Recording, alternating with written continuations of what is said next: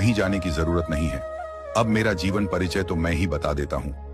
तो बच्चों, मेरा जन्म श्रावण शुक्ल पक्ष एकादशी 19 अगस्त 1907 ईस्वी को बलिया जिले के दुबे का छपरा ओझवलिया गांव के एक प्रतिष्ठित सरयूपारी ब्राह्मण कुल में हुआ था। मेरे पिता का नाम अनमोल द्विवेदी था। मेरी माता ज्योतिषमती भी प्रसिद्ध पंडित कुल की कन्या थी। इस तरह मेरा बालक जीवन में संस्कृत और ज्योतिष की शिक्षा उत्तराधिकार में प्राप्त हुई। सन 1930 ईस्वी में मैंने काशी हिंदू विश्वविद्यालय से ज्योतिषाचार्य की उपाधि प्राप्त की।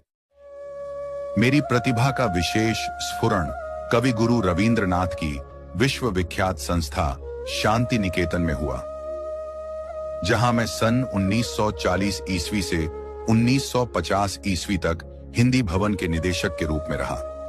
यहीं मेरा विस्तृत स्वाध्याय और सृजन का शिलान्यास हुआ। सन 1949 ईस्वी में लखनऊ विश्वविद्यालय ने मुझे डीजियो लिट्जिरो की उपाधि से सम्मानित किया। सन 1950 ईस्वी में मैं काशी हिंदू विश्वविद्यालय के हिंदी विभाग के प्रोफेसर और अध्यक्ष नियुक्त हुआ। सन 1957 ईस्वी में मुझे पद्म भूषण की उपाधि से विभूषित किया गया। सन 1958 ईस्वी में मैं राष्ट्रीय ग्रंथ न्यास के सदस्य बना। मैं कई वर्षों तक काशी नागरी प्रचारिणी सभा के उपसभापति, खोज विभाग के निर्देशक तथा नागरी प्रचारिणी पत्रिका के संपादक रहा।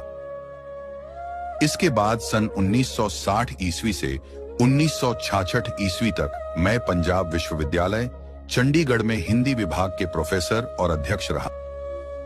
तत्पश्चात मैंने भारत सरकार की हिंदी संबंधी विविध योजनाओं का दायित्व ग्रहण किया। लेकिन 18 मई 1979 ईस्वी को मेरा निधन हो गया। मेरी साहित्य बहुत विस्तृत है। कविता और नाटक के क्षेत्र में मैंने प्रवेश नहीं किया। मेरी कृतियां वर्गीकरण के आधार पर निम्नलिखित, जैसे कि मेरी प्रमुख इतिहास है, हिंदी साहित्य का आदिकाल, हिंदी साहित्य की भूमिका। मेरी प्रमुख निबंध संग्रह है अशोक के फूल, कुटज, विचार प्रवाह, विचार और वितर्क, कल्पलता, आलोक पर्व। मेरी प्रमुख उपन्यास हैं बाणभट्ट की आत्मकथा, अनामदास का पोथा, चारुचंद्र लेख और पुनर्नवा आदि। कहानी